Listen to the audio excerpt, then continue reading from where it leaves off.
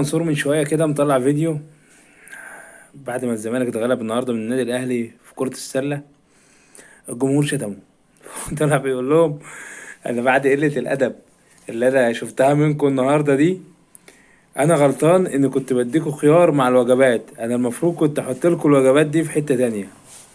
أقسم بالله، أقسم بالله، الراجل ده عارف تمام جمهوره وعارف اللي بيعمله معاهم كويس. عمره ما يطلع منه الكلام ده وهو مش عارف ان تمام الجمهور ده انه ياخد بالشبشب. مستحيلة.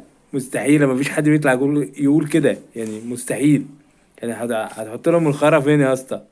قول لنا كده. قول لنا كده، هتحط لهم الخيارة فين؟ احنا عارفين ان احنا اصلا كنا بنحط لهم خيار في نفس الحتة، بس هما اتعودوا عليك الفترة الأخيرة يعني. فمبارك عليك يا اسطى. وعلى جمهورك الخيار اللي هما بيحبوه.